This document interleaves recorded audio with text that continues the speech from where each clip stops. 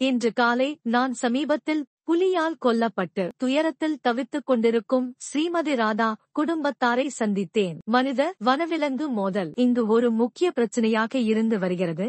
ஆனால் இதற்கு அனைவரும் சாத்தியமான அனைத்து முயற்சிகளையும் செய்து வருகிறார்கள் என்றே நான் நினைக்கிறேன். மனித உயிர்கள் பாதுகாக்கப்பட வேண்டும் என்பதுதான் எங்களுக்கு முக்கியம். இங்கு எடுக்கப்பட்டு வரும் நடவடிக்கைகள் மற்றும் பாதுகாப்பு தொடர்பாக இங்கு வசிப்பவர்கள் எதிர்கொள்ளும் பல்வேறு பிரச்சினைகள் குறித்து பலன் மிக்க ஒரு விவாதம் நடத்தினோம். இதில் ராதா அவர்களின் பிரச்சினை மட்டுமல்ல, சமீப வாரங்களில் இது போன்ற விலங்குகளின் தாக்குதல்களில் சரோஜினி, மணி, விஷ்ணு ஆகிய 3 பேர் பாதிக்கப்பட்டனர். அதிகாரிகளுடனான விவாதங்களில் இடம்பெற்ற பரிந்துரைகளில் அந்த குறிப்பிட்ட மாநிலத்தில் காட்டு பாதுகாப்பு பொறுப்பாளர்களாக உள்ளூர்வாசிகள் அதிக எண்ணிக்கையில் ஈடுபடுத்தப்பட வேண்டும் என்பதும் அடங்கும். இப்போது அவர்களில் மிகவும் குறைவான எண்ணிக்கையினரே உள்ளனர். காரணம், அவர்களுக்கு அங்குள்ள நிலைமைகளைப் பற்றி நல்ல புரிதல் உள்ளது. மேலும் விலங்குகள் குடியிருப்புகளுக்கு உள்ளே வராமல் தடுக்க போதுமான அளவு வேலிகள் அமைப்பதற்கான தேவைகள் குறித்தும் விவாதிக்கப்பட்டது.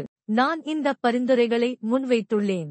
மேலும் என் சொந்த கருத்தாக சிலவற்றை பகிர்ந்து கொண்டுள்ளேன். சில குறிப்பிட்ட விஷயங்களுக்கு CSR நிதி திரட்ட முடியும். நானும் என்னால் முடிந்தவரை இதற்கான நிதியை திரட்டும் முயற்சியில் ஈடுபடுவேன். உண்மையில் மத்திய மாநில அரசுகளிடமிருந்து வரும் நிதி போதுமானதாக இல்லை. நிலைமையை முறையாக சரிசெய்ய மக்களுக்கு மேலும் அதிக நிதி தேவைப்படுகிறது. இல்லை என்றால் அவர்களின் உயிருக்கு தொடர்ந்து ஆபத்து ஏற்பட்டுக் கொண்டே இருக்கும். எனவே இந்த பிரச்சினைகள் அனைத்தையும் நான் நாடாளுமன்றத்திலும் பிற மன்றங்களிலும் எழுப்புவேன். இது ஒரு சாதாரண பிரச்சினை அல்ல, ஒரு சிக்கலான பிரச்சினை.